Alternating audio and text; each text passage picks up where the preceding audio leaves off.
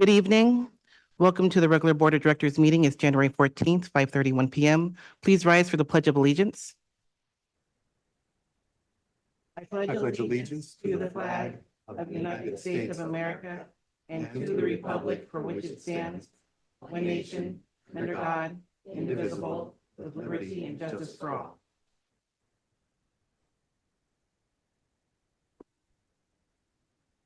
Director Gonwalt has the land acknowledgement. Evergreen Public Schools resides on the traditional lands of the Chinookan peoples and the Cowlitz tribe. They have lived on and cared for this land and its waterways since time immemorial. We thank them for their stewardship and make this acknowledgement to open a space of recognition, inclusion, and respect for all Indigenous students, families, and staff in our community. Thank you. The first item on our agenda is to adopt the agenda. Action requires a motion. I move that we adopt tonight's agenda as presented. Second. Director Perkins moves that we adopt the agenda as presented, seconded by Director Bocanegra. All in favor? Aye. Opposed? Next item on the agenda is public comments. Any community member wishing to address the board may do so during the designated time on the agenda for public comments. Comments are to be directed to the Board of Directors as a whole and may not be addressed to any individual member of the board, the administrative staff, or the audience. Although the board will not engage in dialogue, the board chair may ask a speaker a clarifying question or follow up at a later time on an issue raised during public comments. The first person on our list is Christy Peak.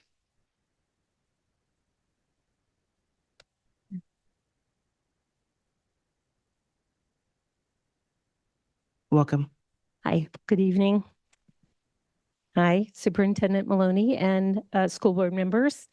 In October, I'm Christy Peak, Evergreen Education Association and community member. In October, I stood here with a resolution encouraging a full levy and pledging our support to getting it passed. And now I'm here to make good on that promise and invite you all and all the good people here tonight and listening online to join us in this work, and particularly join us at a levy rally February 1st at 9 a.m. at Leroy Hagan Memorial Park, which is right next door. We'll have some music, some speakers, some kids will be there, followed by a door-to-door lit drop in support of our students. All education supporters are welcome. Please come and join us. And hopefully you stop by the table outside to find out some more things that are happening for the levy. I'm also speaking tonight as a 30-year Evergreen teacher, a parent of 2 former Evergreen students, a grandparent of 1 current Evergreen student, and a grandparent of 1 future Vancouver student. So I am very deeply invested in fully funding and supporting our schools and our students. This levy is critical to maintaining quality schools, and that should matter to all of us because strong schools equal strong communities. As a community member, I want the students in my neighborhood to have class sizes that allow them the attention they deserve from their teachers. I want music and the arts and professionally run libraries, the things that educate the heart and soul and make the other content areas more accessible to lots of kids. I want them to have sports and activities to connect them to peer groups and give them something healthy to do after school instead of run around or be on whatever devices they might be on, and help them channel their energy when they are in school. And I want the people who in a few years will fill my prescriptions, manage my finances, repair my cars and house, bag my groceries, or order labs to address my medical issues, to have had a rich and robust and rewarding educational foundation. So please join me in voting yes and encouraging our community to invest in our students. They are worth it. Thank you. Next up is Angie Bunda.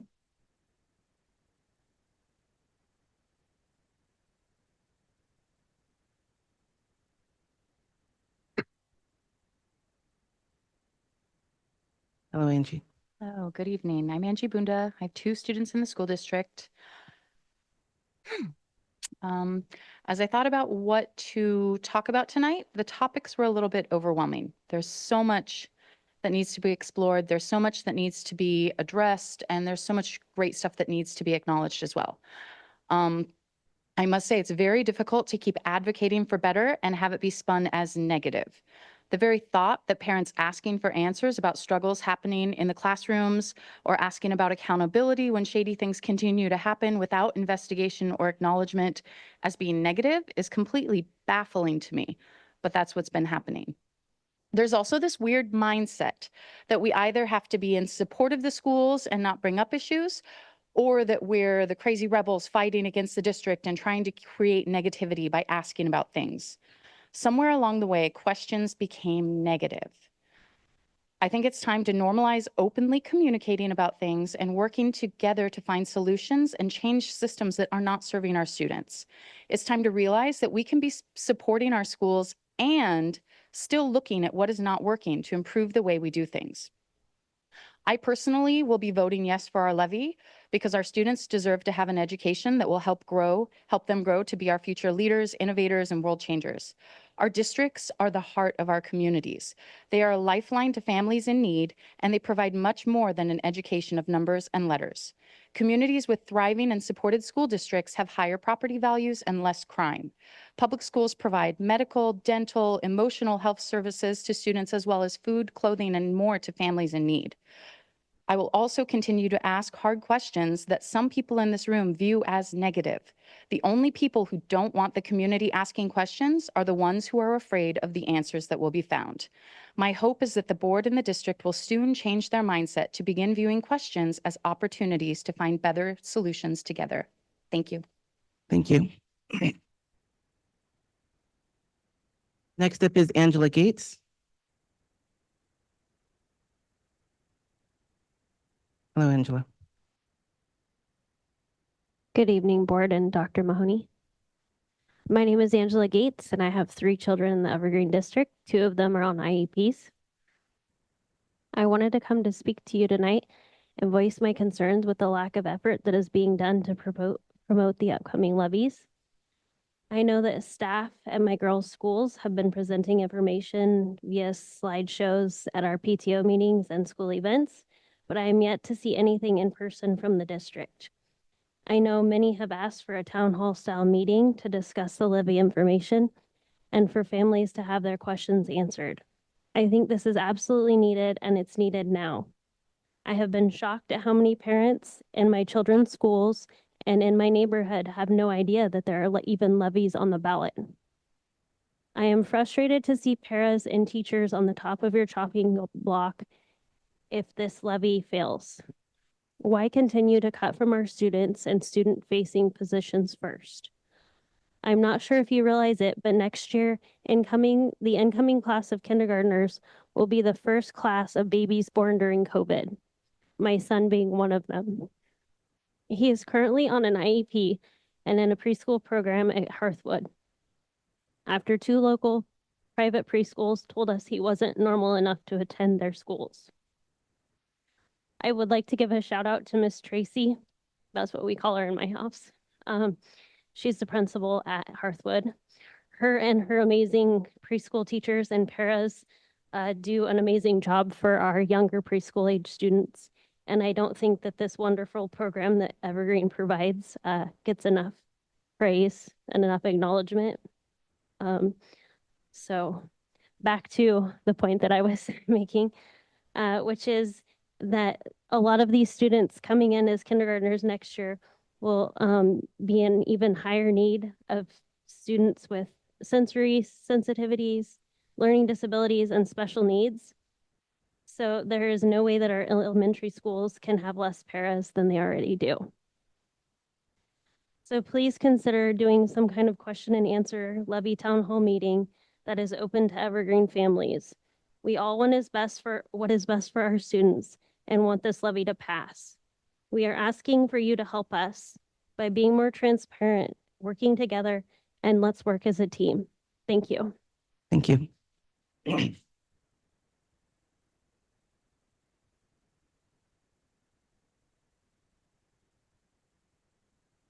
This is not. Christy Brown Silva? No?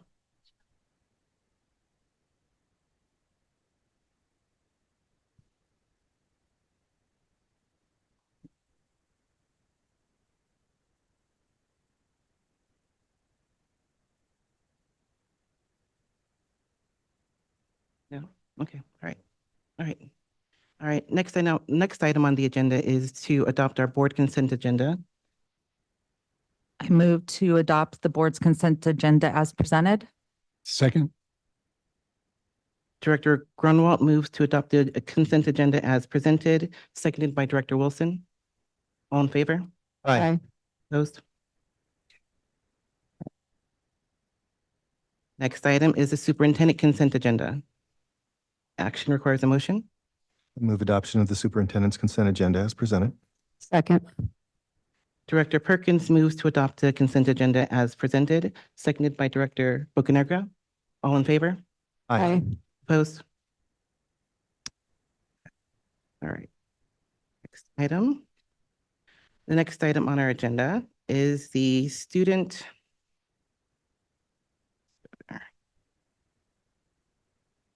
board representative report. Tonight, Heritage High School Principal Derek Garrison will share some insights from the recent roundtable convenings. Good evening. Good evening. All right. I am Derek Garrison, the principal at Heritage High School. My work within this fine group here is representative of the school district. I'm there not for Heritage High School as much as I am for the district. I have the honor of about 3 or 4 times a year heading up to Seattle with a group of student leaders. We participate in what is co-presented by the Gates Foundation as well as the Scholar First, an educational roundtable. And this is a gathering of half of the room is student leaders from all across the state, sophomores, juniors, and seniors in high school. The other half of the room is made up of building leaders, district leaders, leaders from higher education, Superintendent Reichdahl, the School Board Association president, a number of people from both the public and private sector. We convene around many different issues facing education, really with the goal of talking about post-secondary success. The slide here shows a common definition that we've been working on and diving into. And today, or this evening, you'll have the honor of hearing from 3 of our student leaders from the district. We've got Liliana, Justin, and Abiel, and they're going to be speaking to you about their role and kind of the work that is happening at these educational roundtables. And so with that, I turn it over to Liliana. Thank you, Mr. Garrison. So together in Seattle, we have worked on developing a common definition to what post-secondary success looks like. And we've taken deep dives into the data surrounding post-secondary success, what the job markets look like for now and the future, and what post-secondary persistence looks like within the college, and also what career readiness looks like. So during our second year convening of the roundtable, we met with a panel of first and second year college students from across the nation, and they talked about the knowledge and skills they needed in college and also for the transition from high school to college. Well, we discussed a lot at these convenings. Some of the themes that kept coming up were, 1, we noticed that all students should have access to rigorous courses, how students need high expectations to succeed, how it's critical for us to be teaching our students soft skills, how supportive educators and family make a difference, and how we should build confidence in our students to help them overcome imposter syndrome. So currently, last spring, we held what we're doing in Seattle at a smaller level here within the Evergreen School District. And this spring, we plan to do the same thing. However, our focus is going to be outreach to Spanish-speaking families and students. Of course, you guys are invited, and we're happy to translate. Again, very proud of our student leaders at this thing. They speak with confidence when we talk about amplifying student voice. To be on that stage and be listening and learning alongside so many other leaders. It's a great day to be a part of Evergreen Public Schools. Every time we're up in Seattle, they are representing us very well, learning a lot, and ideally bringing it back to other stakeholders here and other leaders within our district to really make true on that promise of raising student voice. Thank you very much. Thank you, guys. Do you have questions for me or the students? May I? Go ahead. I'm curious about the roundtable discussions and your definition of post-secondary success, whether you're including a thought about non-college tracks after high school. For example, a Running Start student can end up graduating high school with an associate's degree, and what would success look like for them? Yeah, we have. That was more in the year one stuff than anything that we've been doing this year. But that is one of the data dives that we've been looking at is trade schools, community colleges, and other emerging apprenticeships. And it's been fun to have just, again, the makeup of this room. There are people advocating for the exact question that you're asking of, it might not be a 4-year thing. What about this? What about that? And what I have found, having been in this for a bit, is the data is not as thick for those groups yet. It's not a thing that's been tracked. And so sometimes gathering the data to put it side by side to compare, that data is not quite as rich, but they see a need for it of like, we should be looking into that. Thank you. I'm glad that you brought that up about the tracking, because I know that forever we've been talking about our students and what happens when they leave the system and, what industry they went into or college or career. And so is this group looking at ways that we can track students once they leave high school? Yes, but they are again finding, and again, it's great to have higher ed in the room. At times it feels like, how would I put this? At times it feels like higher ed and the post-secondary world is playing catch up to us as far as how is it going up here? And then how might we support the high schools and just school in general? Which is great. It's a great place to be learning, but I think that there's been learning for all levels of all groups of that's something we ought to be tracking more of. Who's keeping track of that? Who's even asking the questions? All right. Thank you guys very much.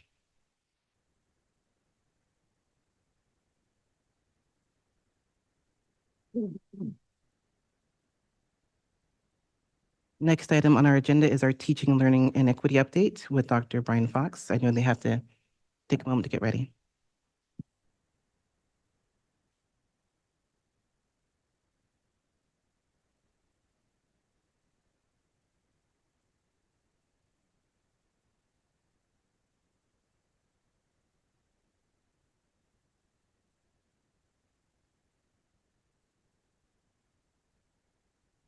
We're up.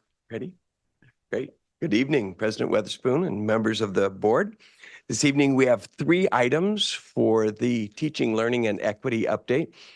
First, Bobby Height, Executive Director of Instruction and Leadership, will tell you about a new instructional leadership plan, which will provide focused alignment across our system and measure our work over the course of the next 5 years. Following Bobby, Dr. Heather Fowle, Executive Director of Programs and School Performance, will share some exciting new attendance scores and improved attendance across the district, as well as celebrate some attendance percentages and growth in specific school communities. And then finally, Dr. Fowler will also provide data regarding the district's first administration of a focused interim assessment block. And so that's it for me tonight. You don't have to listen to my voice. You get to listen to Ms. Height and Dr. Fowler. I'm going to ask them to come up and join me at this time.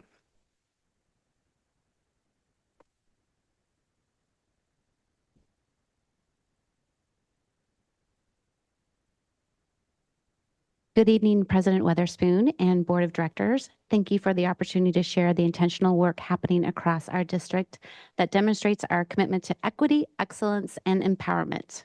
Last month, Dr. Fox provided an overview of the learning labs taking place in our schools. This evening, I'm here to introduce our EPS Instructional Leadership Plan, which outlines a focused approach to implementing our strategic plan across the system and to highlight how learning labs are an integral part of this plan. Aligned with the strategic plan, our EPS Instructional Leadership Plan is focused on working together to ensure student success. At the heart of this plan is our strategic vision, which prioritizes three key components: fostering a culture of safety and belonging, supporting the growth and mastery of grade level standards, and preparing every student to be post-diploma ready. Through the implementation of our plan, we are working toward three key outcomes. Every administrator leads with instructional excellence, fostering growth, collaboration, and a student-centered approach to success. Every teacher actively engages in and benefits from high-impacted professional learning communities, known as PLCs, driving shared learning and continuous improvement. And district departments partner closely with schools to empower educators and provide the support needed to enhance student success. These outcomes reflect our collective commitment to creating a cohesive educational system. Our plan is built around several key components that are essential to achieving our goals: a focus on responsive systems, a guaranteed and viable curriculum, high leverage practices, professional learning communities, to create collaborative spaces for educators to grow and improve together, and finally, the workshop instructional model. These components work together to create a cohesive and impactful approach to education. Learning Labs is a structure to support our instructional leadership plan. In December, as I mentioned, Dr. Fox introduced Learning Labs, a form of professional development where educators observe live classrooms to reflect on student learning and instructional practices. These labs deepen instructional skills, help identify effective strategies, and plan next steps for enhancing student outcomes. Learning labs are aligned with our core values of equity, inclusion, and belonging, empowering educators to enhance their teaching practices while promoting student agency. The role of our principals. Principals play a key role in the success of Learning Labs by fostering a shared vision and guiding teachers in reflecting and refining their practices. Through school-wide improvement efforts, principals model collaboration and continuous learning. Their leadership empowers educators and promotes a commitment to lifelong learning, ensuring lessons are relevant and impactful, and supporting the operationalization of our strategic plan. And there's many here tonight, which is super cool. The EPS Instructional Leadership Plan is a collaborative approach to ensuring student success. By prioritizing a culture of safety, academic achievement, and post-diploma readiness, we are creating a foundation for growth and equity. With the support of our principals, educators, and district teams, we are confident that these initiatives will enhance student outcomes and operationalize our strategic goals. Thank you for your ongoing support as we work together to create an environment where all students can thrive. And I appreciate the opportunity and would like to now transition to Dr. Fowler, who is going to dig into our attendance. Thank you. Thank you.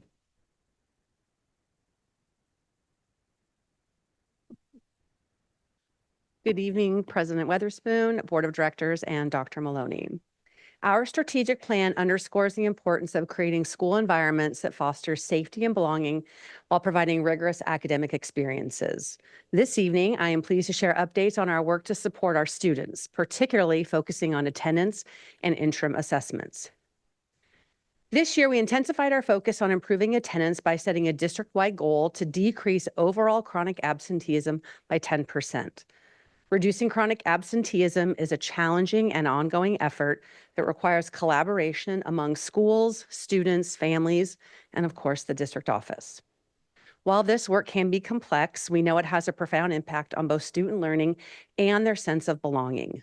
Moreover, the benefits of positive attendance extend far beyond a student's time in our schools, laying the foundation for lifelong engagement and success. During our December leadership gatherings, school leaders analyzed year-to-date attendance data and, using a structured data protocol, evaluated the effectiveness of their current interventions, identified areas of improvement, and planned for additional strategies to address those gaps. District-wide attendance in October and November improved by 6% compared to the same period last year. And tonight, we want to take a moment to acknowledge and celebrate the schools that achieved the largest gains in attendance over the same period. Tonight, our Student Services Department Director, Cale Pyland, who I know is here because I saw him, and Assistant Director Jason Castro are here to honor the efforts and successes of the 4 schools whose attendance teams have demonstrated exceptional progress toward our goal. Cale and Jason?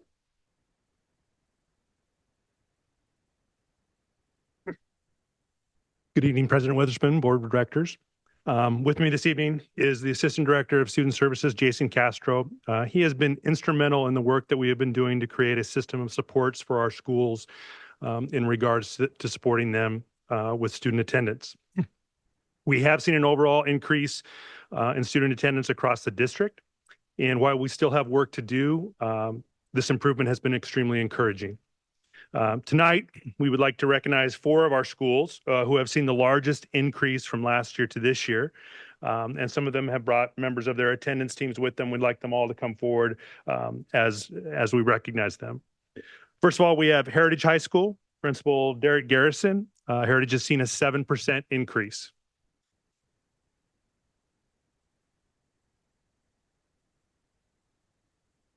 Frontier Middle School, Principal Ruben Dorndorf, they have seen a 9% increase.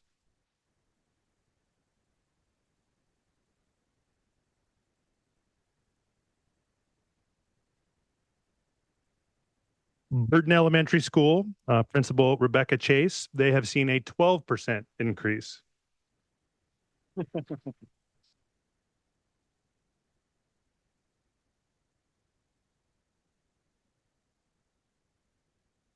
And last but not least, York Elementary School, Principal Don Harris, they have seen a 13% increase.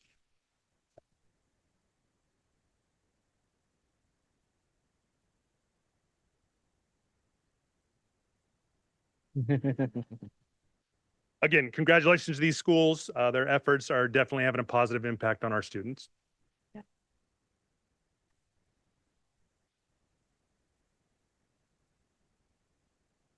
And there may or may not be a comically large check in Jason's office for $1 million for future earnings for good attendance that may be going to a school. So more good news. In November, we successfully conducted our first round of district-wide focused interim assessments for English language arts. It was a success with noteworthy participation from both teachers and students. Out of 13,121 eligible students, 10,334 students completed the assessment. Notably, all but 2 teachers administered the interim assessment, which is a remarkable achievement that underscores our collective commitment to improving student outcomes. Interim assessments are more than just a test. They represent a critical learning opportunity. For students, these assessments provide a chance to familiarize themselves with the Smarter Balance platform and its suite of accessibility tools, building confidence and reducing test-related anxieties. For teachers, the data generated from these assessments offer valuable insights into student progress. These insights are instrumental in planning for instruction that is rigorous, equitable, and accessible for all students. Looking ahead, our testing window for mathematics interim assessments is scheduled for March 3rd through 7th, and I'm eager to return in April to share updates on the results and progress as we continue leveraging these tools to enhance teaching and learning. The important work of reducing chronic absenteeism and implementing interim assessments is not just about data or initiatives. It's about the lives behind those numbers, our students, our staff, our families, and the collaborative efforts that drive that success. Together, we're building a district where equity and belonging, engagement, and excellence are more than just aspirations. They are the lived experiences of our community. Thank you very much for the opportunity this evening. Thank you.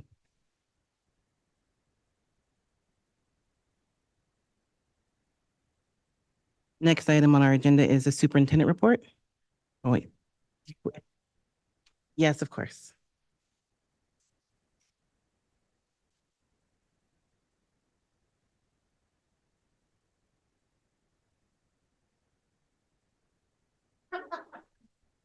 Yeah. No, no. Do they want to see us? They won't see us.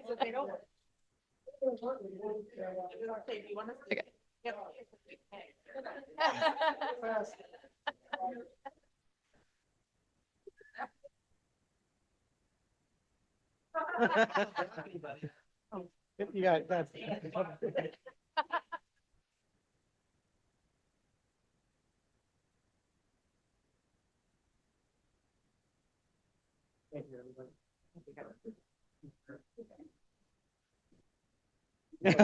No, thank you.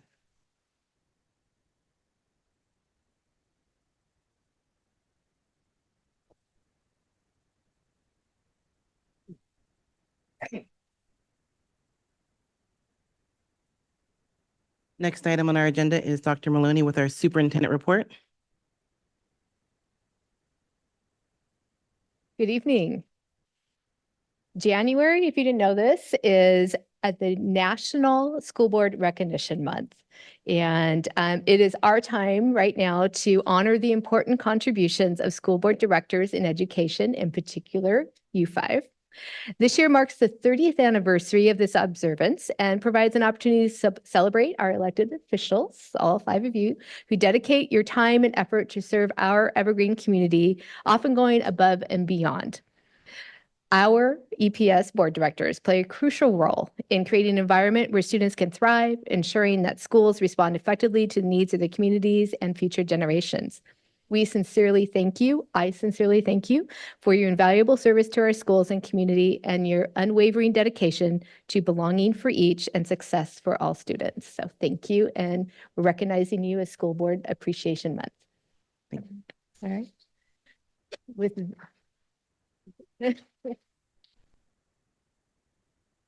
I'm going to ask our Executive Director for Communications. All right, perfect. I would love to share with you a video that was created about our levy, and we have a student from Heritage High School who is the star of this levy video.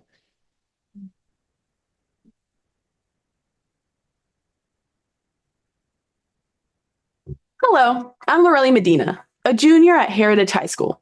Today, I'd like to tell you about 2 replacement levies that Evergreen Public Schools is putting on the February 11th, 2025 ballot, and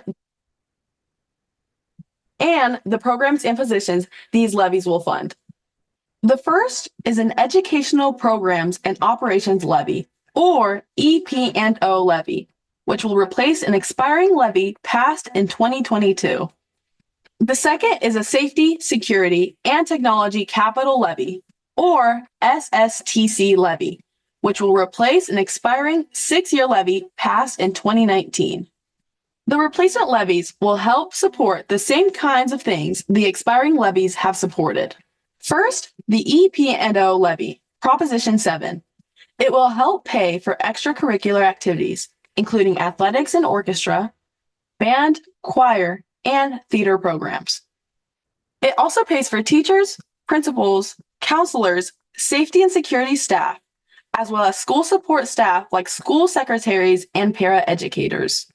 The EP&O levy will also help continue funding for special education, multilingual learners, highly capable student programs, and help preserve smaller class sizes. In the classroom, the EP&O levy will fund curriculum, textbooks, and professional development for teachers so they can stay up to date on best teaching practices. Now, the SSTC levy, Proposition 8. This levy will continue funding for emergency response systems, cybersecurity, and internet safety software. It will continue funding for student and staff computers and laptops, school audiovisual equipment, and network infrastructure, plus our technology staff, who fix broken computers and respond to student and staff technology needs. The SSTC levy will also continue funding for online curriculum, school communication systems, and district-wide internet services. These replacement levies are not new taxes. They cover a 13.5% budget gap between what the state of Washington provides for education and what it actually costs to operate our schools. For more information on these levies, visit the district's website at evergreenps.org/levy. And please remember to vote on February 11th, 2025. Thanks for watching. So, yeah, she did a absolutely beautiful job with that. Much better than myself. I did do a recording. Hers was about 2 minutes and 30 seconds or so, and mine was about a little under 5 minutes. And yes, so she did much more concise. But mine was created for our staff. And so principals today saw it at one of our leadership gatherings. The other half of our administrative team will be meeting on Thursday. They will be sharing that video that's more specific and detailed to staff at their staff meetings between now, obviously, and the end of January, and making sure that staff has that informational piece. We have flyers that are scheduled to go out on information again to our community. And I believe, I want to say off the top of my head, it's like January 21st, but there is an entire communications list of activities and letters and videos that principals will do regarding information out to our families and our community members. This was created back in the fall, and we chose to send out the information closest to the levy after winter break. So make sure it's fresh in people's minds, that they know they have that information and they're able to ask questions. Our website is pretty robust. My video is actually on there, even though it is kind of geared more towards staff, but that is available on there along with FAQs and all sorts of other information. And of course, the student video is on that website, on that webpage as well. So lots of information is out there. And I know probably a lot of us walked past the table this evening coming in. And so that is another resource as well regarding information. So I just want to let you know that that's where we're at. And I really wanted to share that video with all of you because she did a wonderful job describing what the levy pays for and how that's used. So okay, moving on to the next kind of topic, different topic, but it definitely relates to levy.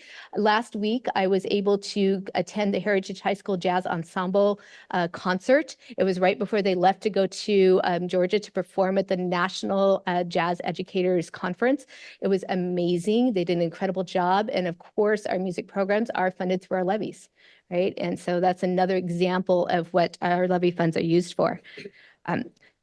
Earlier this last week, I have continued with my chats with Christine, and I did one specific for ASC, and that's our Administrative Service Center here. And I ran it for about 2 hours. People could come in during the lunchtime when they're off work and just come in and talk with me about anything and everything that's on their mind and ask me questions, etc. And I will continue my chat with Christine, sort of specific to ASC. Typically, I will go out to the buildings at different times and in different levels, and just be there for an hour to an hour and a half, depending on the time frame set for that. And people are just from all over the district can come, staff, and come talk to me and share things as well. So I'm making myself available and out there so I can listen to people and learn. And that was the first 2 pieces of my entry plan. So it's almost complete, but I am continuing my chats with Christine with staff throughout the entire year. We've scheduled them out now, and I will be sending out invitations to staff regarding those and letting them know when they are happening, along with coffee and conversations with Christine. So I have invite parents to put in some information saying, yes, I can make it for these dates, et cetera. They're randomly chosen from around the district to come in and meet with me in my office. I have about 15 chairs that fit around that table. And so randomly chose 15 people off each one. And they come in and we're able to have a good conversation in that size of a group in my office. So those are scheduled out for the rest of the school year. And then I also have some visits, school visits, obviously all the time. I was actually in Wyese the other day and was able to see in action some learning walks, learning labs. Mountain View and Wyese do them on their own there. And so that was great to see Mountain View staff coming in and walking the halls and going in the classrooms down at the middle school. So that was a great thing for me to just kind of bump into as I happened to be at the school. I do want to draw attention to the Teaching, Learning, and Equity report that we had today.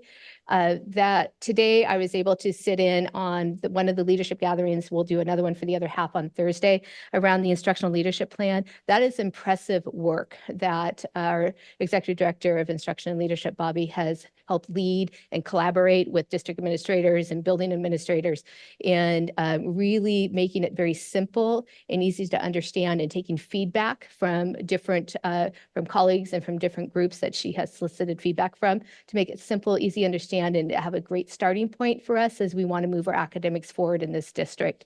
And so I'm excited to see that coming to fruition, and the real push. We have a lot of ownership, a real push starting in this fall coming up, and it's a 5-year plan.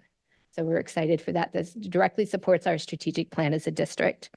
Attendance, again, that's always fun. I again sat through the leadership gathering on the attendance piece. And as you saw, both Kale and Jason up here, they've done a tremendous amount of work helping facilitate creating an incredible webpage and resources, et cetera. And the conversations that occurred with the building leadership teams was very robust, and they were diving into their own data and asking questions about it, and how can we help students come to school and continue to come to school and come to school on time, and what barriers are in the way, and what can we do to help make sure that they love being here and they want to be here, and remove those barriers, that whatever it is, so that they can be here and learn and be successful. So our teams in the buildings are doing an amazing job. And as you can see, they were honored here today for the work that they've done. And that's significant. And it takes a lot of time and a lot of care. And so I'd like to actually thank them for all the work with that. And I'm excited about the interim assessment blocks and helping our students prepare and be ready for the state tests that come later on in the spring, and not find it so scary. And that's really important to have that in front of them, so they understand what it's about and they show what they know. That's really important for them to do that. And the teachers then get an understanding of where the students are at. And again, that's a great thing that we've done moving forward to help us move the academic needle for us. So that's it for the superintendent's report. Great, thank you. Next item on the agenda is matters reserved for board action. We'll call up Chief Operations Officer Janae Gomes.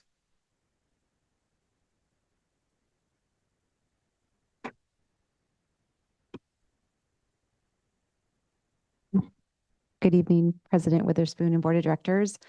Tonight is the second reading for the calendar for the 25-26 school year. I had gone over the dates in depth at the last board meeting, and since then I haven't received any questions or comments about the calendar, and I'd recommend moving forward for approval. Is there any discussion? So this matter requires a motion. I move adoption of the proposed 2025-2026 Evergreen Public Schools calendar. Second. Director Perkins moves that we adopt the 2025-2026 Evergreen Public Schools calendar, seconded by Director Grunwald. All in favor? Aye. Any opposed? Matter passes. Thank you. Thank you. The next item is an informational item, our November 2024 financial statements. So that's just informational. And then next we have board comments. Anyone have anything they'd like to discuss? Yeah, I'd like to thank each of the speakers tonight, Christy, Angie, and Angela. And also, questions, I look at them as they're positive, actually. They're opportunities to, accurately, answer, what the concerns someone might have, and also prevent things like conspiracy theories. People left to their own devices, they come up with possibly wrong answers. So, and also Angela had mentioned a town hall style meeting to discuss the levy, and that sounds of interest to me. I don't know if anyone else would like to see that on the horizon, but I know we only got another less than a month, but I just would like to share that.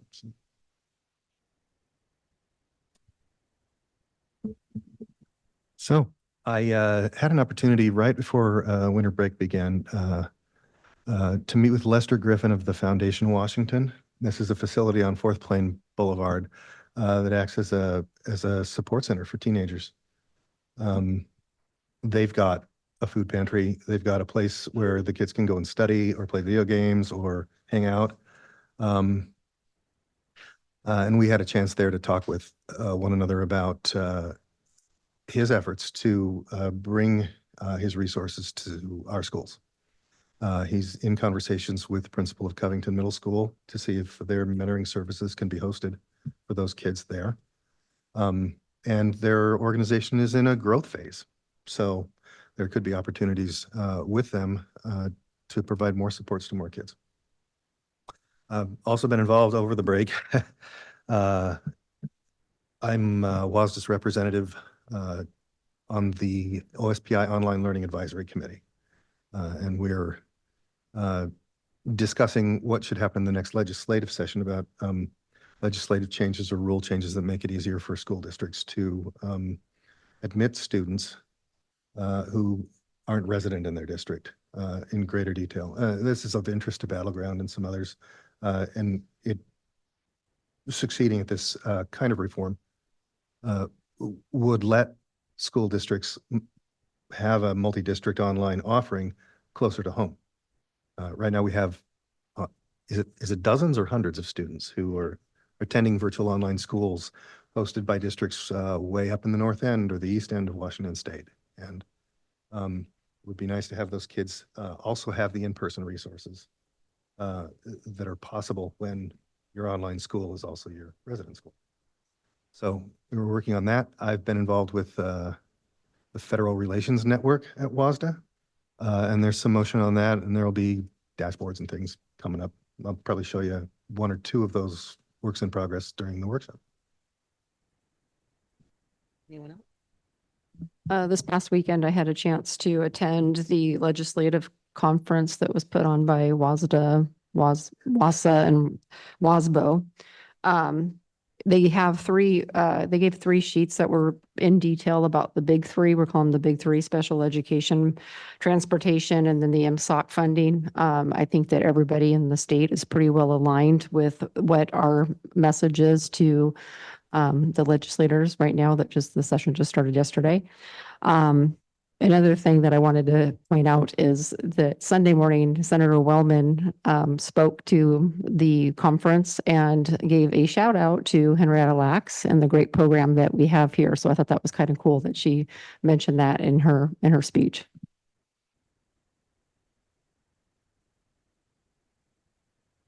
So the time is 6:18 p.m. The board is going to go into a brief recess to sign documents, followed by a workshop where we will discuss stop paddle bus cameras, our strategic planning family engagement update, a legislative update, and board protocols and calendaring, followed by an executive session to review the performance of a public employee.